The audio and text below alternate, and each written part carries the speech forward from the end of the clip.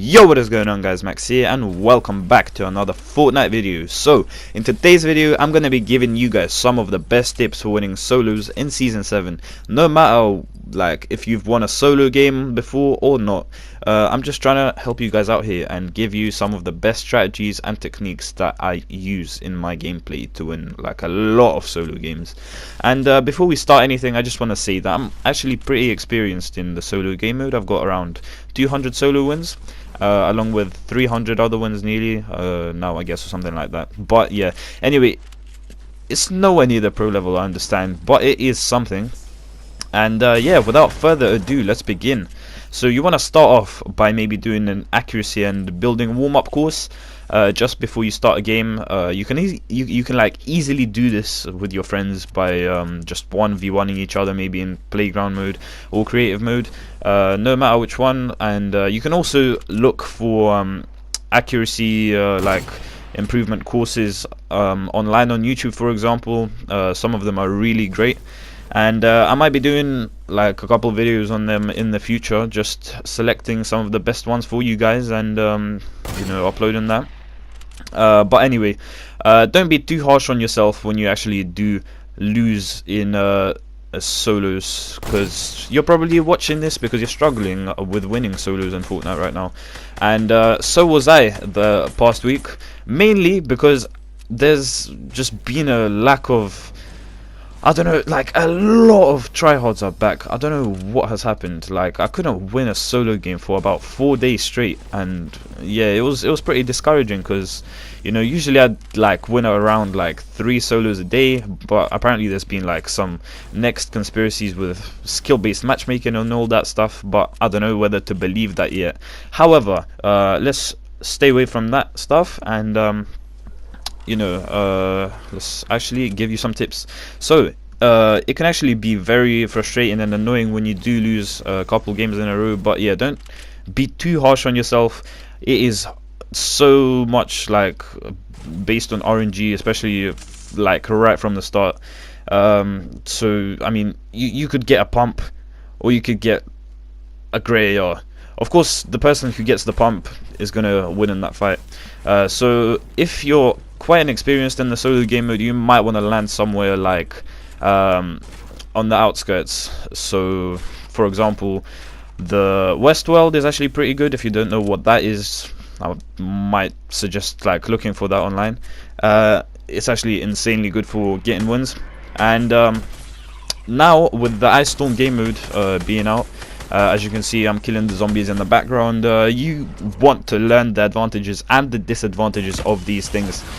So obviously an advantage would be they drop you like a decent amount of loot when you actually destroy the stone, or the Legion, I think it's called.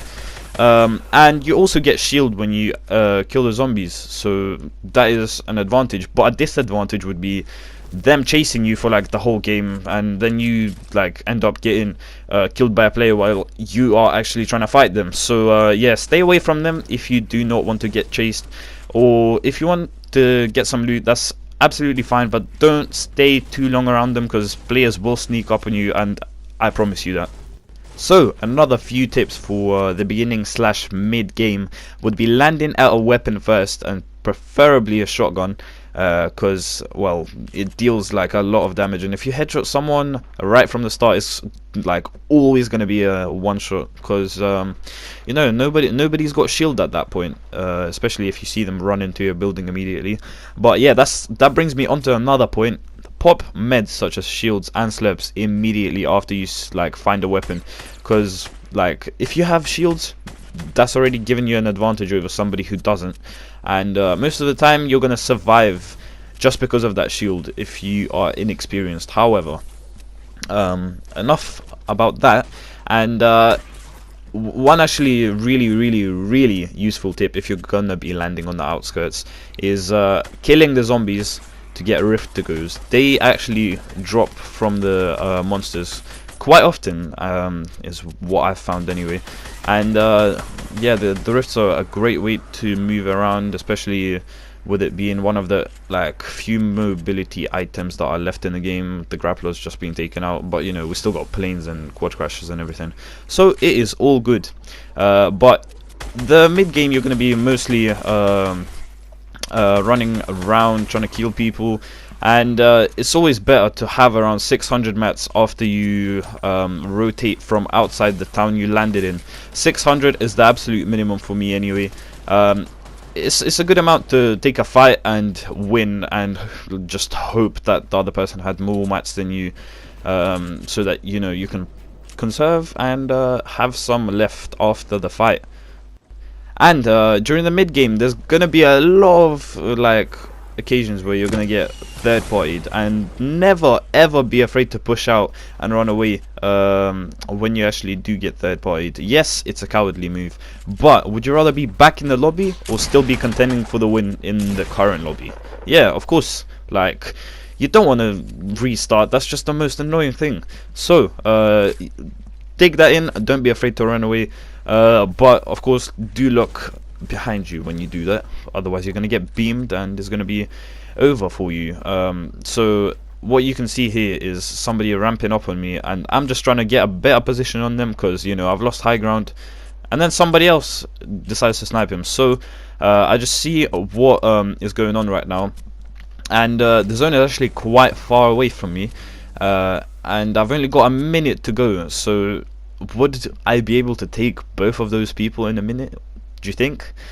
I doubt it. Like, if it was one person, I'd try to play really aggressive there if I wanted to kill like really badly, and I could probably get it. However, that guy seemed pretty good, and yeah, I knew the fight wasn't worth it. So in about a few seconds, you're gonna see me push out. Alright, so as you can see, we're chilling on a plane. We're just trying to beam some people out of the sky, and I don't know, we dealt a bit of damage there. However, as you can see, I did rotate, and I don't know what happened to the other two, of course. However, I'm sitting on a decent amount of health, which is good, and a decent amount of materials, as I mentioned before. You're always gonna like want to keep an eye out for that. And what I do here is actually like really bad. I take the low ground, and like I knew that if I wasn't like gonna get at least some ground on this guy, it was a rip for me. And yeah, you can just see me trying to push him without success, to be honest. But I do hide behind the tree, which is very you know, clever. You need to use cover to your advantage. He wasted a rocket there when he could have actually, you know, shot my building down, and I end him with my deagle. That was a clip. If you see that in my montage, don't at me. But yeah, and when you actually get the chance after killing someone, you want to build around yourself and med up as quickly as you can before somebody else decides to rush you. Because, you know, when people see a fresh like hut being built like just randomly in the open, they know what's going down, and they know you're going to be weak after that fight. So you better get your meds off really quickly. And we're actually coming up to the end game situation in a few like seconds after I kill this guy, and there's a lot of tips to cover, so I'm gonna start right now already. So the end game comes down to three main things: accuracy, building, which are the two most talked about things in Fortnite, and the final one is decision making. This is where I shine. Like, maybe my building is not the best, maybe my accuracy is not the best. Like, of course I can pop off sometimes and get like some nasty clips, some nasty builds and stuff, but decision making is where I believe I shine. And that is because, like, I don't know, so yeah, decision making is really key for me anyway, and for you it might not be. However, it is just one of the best. When you know you play smart and you get that like win, is really satisfying. Anyway, when you're going into the end game, you want to have a lot of materials, and by a lot I mean at least 1k in total. 1000 materials. I usually prefer having around 1.5k, but you know, if that's not the case, then I don't stress it. I just try it and get a kill before you know, anything major really goes down and the zone, like the last few zones start pushing in. But yeah, you want to be hanging around the outskirts of the map by then, when there's only around 10 people left. As you can see, I'm just outside like the zone, and you want to take your time. You can see that like right now the guy is on low ground, but I don't jump down to his level. I want to try and, like, you know, get some shots off first, and then do what I gotta do. I do end up killing him in a few seconds, but let's move on to the next tip. We don't want to waste any time. If you are gonna build bases, make sure that it is actually on top of a mountain or on top of the highest ground in the zone, and build it out of metal, especially right now, because the zombies are gonna try and get ya. So for endgame, you also need to carry meds. I usually take around, one slot's worth, so 6 minis would usually do. But if you want to carry medkits as well, that is perfectly fine. But you're gonna have to sacrifice your last slot for it, which is an RPG or a sniper, I'm guessing. Which I don't really know if you want to do that. RPGs are really good, and yeah, zombies are going to be chasing players, especially in the end game, and there's going to be a lot of them, and you're going to need to wipe them out if you don't want to get killed. Or the thing that I like doing is try and run away from them so that they lock onto some other player, and just go from there. So yeah, you want to be maintaining high ground in fights when you're in the last few remaining, and yeah, this turns into a bit of a scrim lobby for me, to be honest, in the end, and I get spammed out, and there's going to be a lot of third partying going on, especially in the end game. As you can see, there's somebody right above me, there's somebody right next to me, and there's someone above this person that's above me right now. That's what I was trying to say. But I actually make a really clever play in this situation. You're gonna see in a second. I put some traps down, and then I shoot out the flipping stair that he was sitting on. That was actually quite a cool kill. I really like that. And you're gonna be pinched a lot of times in the end game, and I played that really well. I turtled up, and if you get hit, pop meds whenever you can. You're not gonna have a lot of time in the end game to be doing that.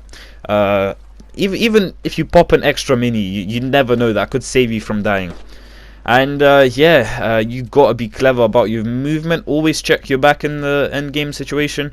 Never know, somebody might be sneaking up on you and just waiting for the perfect chance when you I don't know, stand still or something. So yeah, always check your back and use your audio to an advantage. So if you hear somebody being shot, try and go to the fight, especially if it's the last 3, because as soon as somebody gets killed, you can just third party the other person for an easy kill. And yeah, you need to use your launch pads and everything, all the mobility items you've been carrying the whole game. You need to start using them in the end game if you haven't already, because that's what they're for. You need to move around in the last few zones, especially because it can change literally in any random direction nowadays. And yeah, the next few seconds are just going to be me healing up and just checking where the players are right now. So there's only 3 remaining. And yeah, I'm gonna skip through that bit actually, and yeah guys, I'll be back in a second. So guys, after sitting in my base for a couple minutes, I decided to finally move out. I was just looking for a medkit out of this supply drop, but as you can see in a few seconds, I did not get that, but I got slurp juice, so it's still right, and even better, to be honest. Less time to pop. But yeah, you're gonna want to use your glider redeploy if you have it on you, especially if the zone has a high ground such as a mountain. That's gonna be really useful to get to get away from, sort of. Of course, if you're on the mountain, you have the high ground, but you can just glide off it at any moment, and you can just see me using a launch pad in a second here to rotate, and one of the people actually gets lost in the storm while I do that. And notice how I take cover from the tree. I don't just glide into the open, and then I go behind the rock here as well. And yeah, I'm right ahead of literally everybody right now, just because I had the launch pad, and I saved it for the end game. And this person didn't really play it out well. He literally was hopping around in the lake. That's something you never want to do. Not in the early game, not in the end game, nowhere. So I take his shield off really quickly. You don't want to peek too hard, especially if a person has a sniper. in the end. And yeah, the video is coming up to an end. It's going to be a pretty easy kill. Just notice how I handled the 1v1 situation. Try not like put any pressure on myself, and use the right hand peek there actually, and maintain the high ground throughout the fight. So yeah guys, I hope you enjoyed. Leave a like and subscribe if you did. Click the notification bell as well, and comment the number 7 if you are an OG and you flipping watched till the very end. So yeah, hopefully I did a great job covering this game, because I don't know, it actually took me quite a long time to make this. And yeah, see you guys later. Peace.